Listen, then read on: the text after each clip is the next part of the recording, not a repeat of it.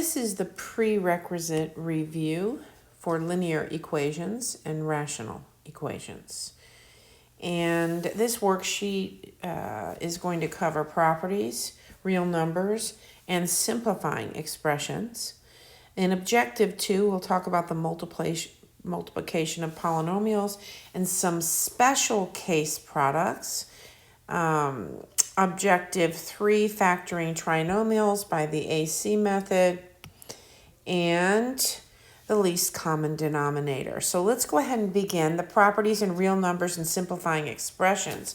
Here we're going to simplify by first clearing parentheses, and then we'll be combining like terms. In order to clear parentheses, we will distribute those factors. So the negative 3 will be distributed to the 2t, so negative 3 times 2t is a negative 6t. You can think about multiplying the numbers together first, and in this case it'd be a negative 12, and then the variable, okay? So sometimes that's nice to just take those one at a time. Okay, let's keep going. Now we will clear this next set of parentheses by multiplying the 8 and the 2, and of course the t. And the minus 4 times an 8 is a negative 32w. Now, as you can see, we have two terms with a t and two terms with a variable w. So we will go ahead and combine those. So negative 6 and a positive 16t will give us 10t. And then we have a negative 12 and a negative 32 of w's, and that will give us a negative 44w. So 10t minus 44w. Let's go ahead and take a look at number 2. Again, we will clear parentheses using distribution. So we will distribute the 6 and distribute the negative 1. We'll go ahead and take a look. We have x values and y values here. So we have 6 minus 6, so that's nice. And here we only have y variable remaining, and we have 23 of those.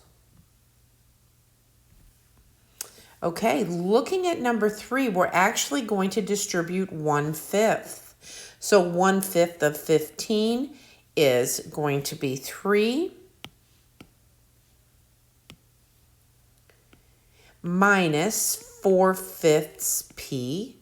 Now we're going to divide each one of these terms. You could think of it by a negative 10, so that's a negative p minus 5/10. So 5/10, we can keep in mind that that's actually equal to 1/2. So we have 3 minus 4/5 p minus 1p minus 1/2. So as you can see here, see if I can make that a little bit smaller. As you can see here, we do have the variable p terms, and then we have 3 minus 1/2. So 3 minus 1/2 is going to be 2.5, or we could call that 5/2. And then negative 4/5 p minus p, that will be a negative 9/5 p. See if I can make that even a little bit smaller. So now you can see that.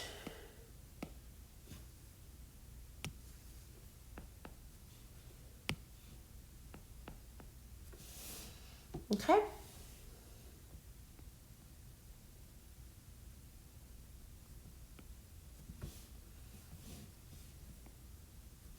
Okay. Let's go ahead and take a look at number 4. As you can see, we have 8k minus 4k plus 4 plus 7 minus k. So here, let's go ahead and underline our terms with a k. And as you can see there, we have 11. So let's go ahead and add 4 plus 7. 8 minus 4k is 4k, minus another k is 3k. So that would be a positive 3k. Okay. So that is objective 1. Again, we were clearing parentheses and combining like terms. Let's move on to objective 2. Multiplication of polynomials, and then we do have some special case products, and we'll talk about that. So sometimes this is difficult for students to really grasp, is that a plus 5 squared is really a plus 5 multiplied by a plus 5.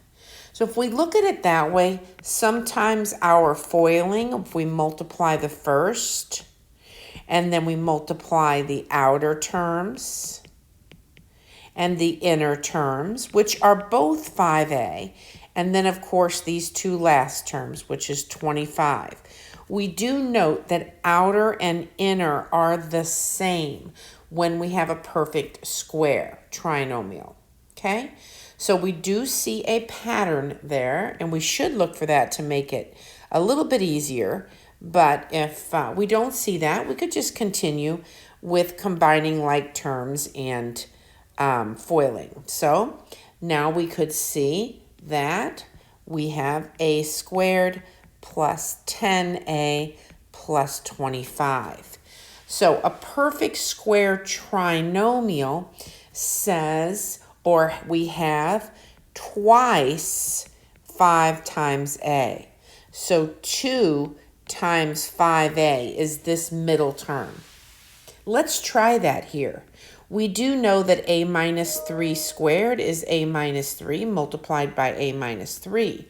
But now let's go ahead and look back at what we did here. What did we do? We went ahead and had a squared, and then we have a negative 3 multiplied by an a.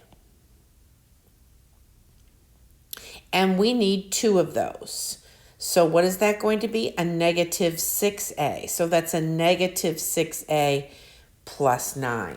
So we end up with being able to use that pattern, which is very nice.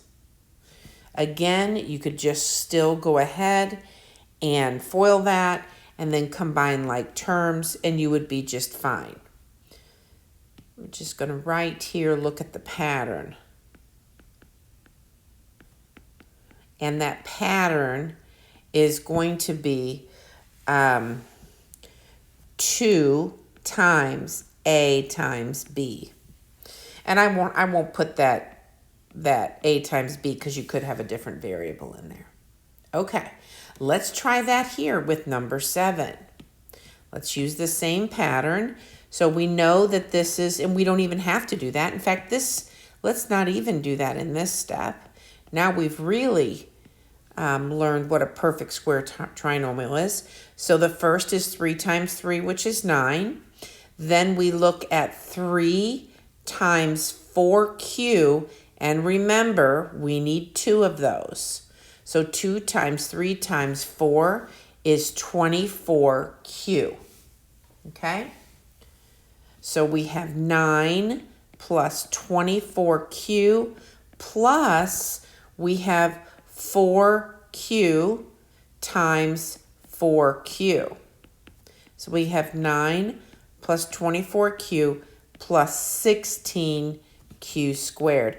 And we'll go ahead and just put those in descending order of powers. And I think that that might help.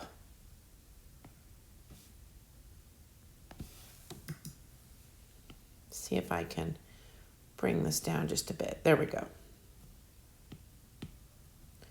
So looking at that pattern for a perfect square trinomial helps us multiply those polynomials together that are special cases. Okay, let's go ahead and factor using the AC method. So what I like to do is I like to first note that this is A and this is C, okay?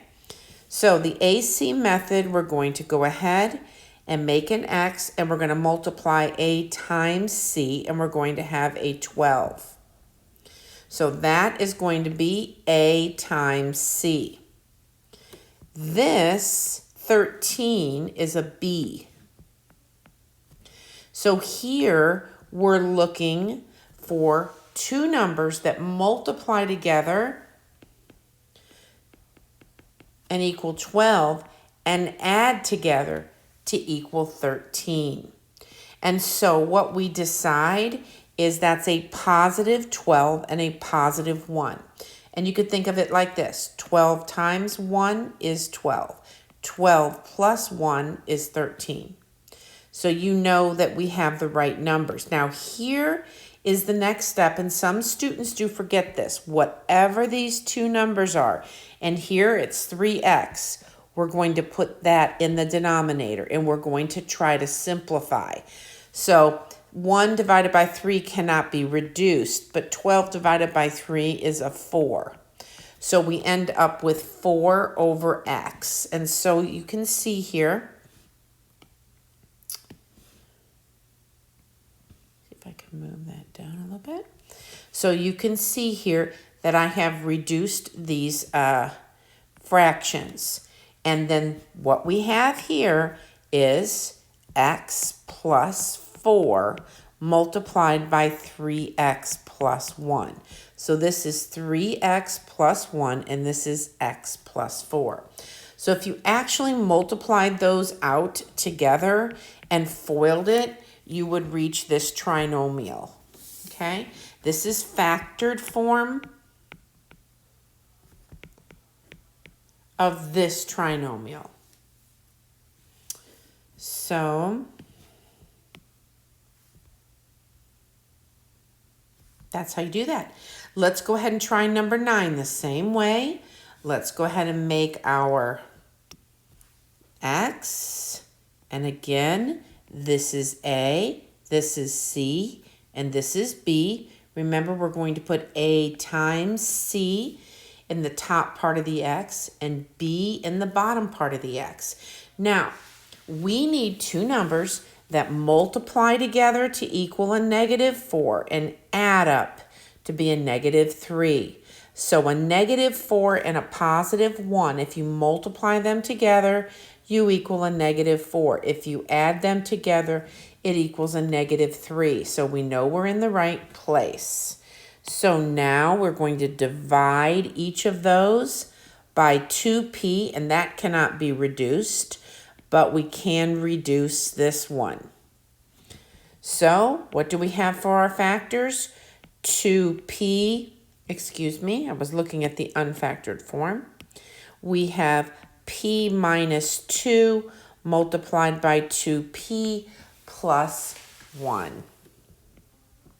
So as you can see, factoring is pretty straightforward. If you have a method, if you have a plan, then most students do really well with this method.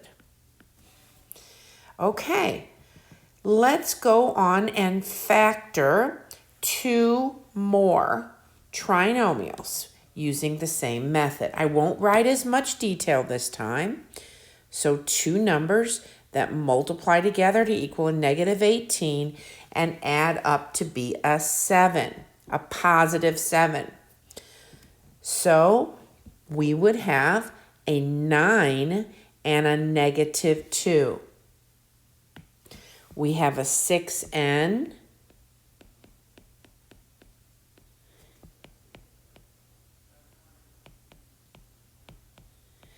and as you can see, we now have our factors. Maybe this time I'll put that down there and write the factors here. 2n plus 3 multiplied by 3n minus 1. So that makes it pretty nice. Okay, let's take a look at this last one. So we have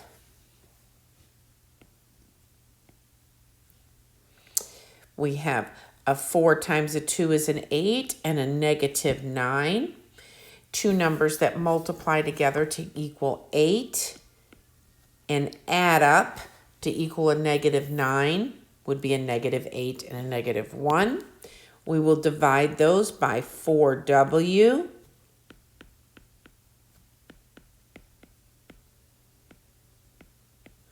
And we end up with w minus 2 times 4w minus 1. I don't know why I moved that down so far. Okay. And now let's talk about objective 4. And as you can see, we have several problems that we're going to be finding the least common denominator, okay? And that denominator is the least that they have in common, okay? So sometimes I think it's nice to go ahead and look at these denominators, and we have a 12 and we have an 18. So as you can see, they both have a 6 as a factor. And a 12 is a 6 times 2, and an 18 is a 6 times 3. So what they have in common is a 6, and we need a 2 and a 3 included. So we don't repeat what they have in common. So 6 times 2 is 12, times 3 is 36. And 36 is what we call the least common denominator. Let's go ahead and look here. We have a 6a squared b and a 12b. These are our two denominators. So here we have a 6 times an a squared times a b. We have a 6 times a 2 times a b. We have two 6s. So we're only going to write that down once. We have two b's. Let's go ahead and take this two b's. So we have a b in each one. They have a b in common. But here we have an a squared, and here we have a 2. So that's going to equal 12a squared b. And that is our LCD. So we don't repeat what we write down. This 6 was repeated. Remember, this 6 and this b was repeated. So we don't use it twice because we want the least. Okay, let's look at these two denominators. We have w plus 3 times a w minus 8. And we have a w minus 8 and a w plus 1. So here you can see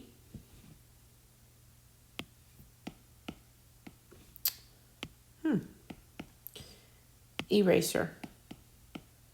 Here you can see that we have a w minus 8 that we will only write one time, but we need a w plus 3, and we also need a w plus 1. They do not have those in common, so we need to include those.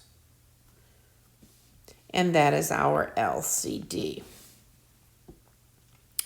Okay, let's keep going.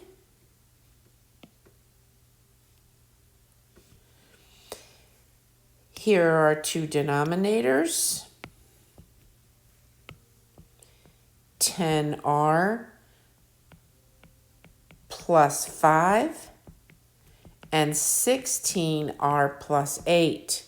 Now let's go ahead and divide each term by 5 and divide each term here by 8. So if you would multiply 8 times 2 is 16r, 8 times 1 is 8. So you can see where we found those. Now, let's go ahead and write what they have in common first. We only write it one time, but we need a 5 and we need an 8. So now we have 40 times 2r plus 1. And that is our LCD. And last, as you can see, we have a trinomial here we'll have to factor, and we have an x minus 3. So we have an x minus 3, and then let's go ahead and factor this one. Two numbers that multiply together to equal a negative 21 and add up to a 4. So we have a positive 7 and a negative 3. 7 minus 3 is 4. We divide both of those by 1x, and as you can see, we have an x plus 7 and an x minus 3, and that's what we're factoring. So I should probably pull this down here, and then right here, write that this is x plus 7 times x minus 3, because you can see what we did here. Okay? And we'll use the same process. Both of these have an x minus 3, so we write it down once, but that trinomial had a factor of an x plus 7, so we do have to include that. And that concludes this lesson.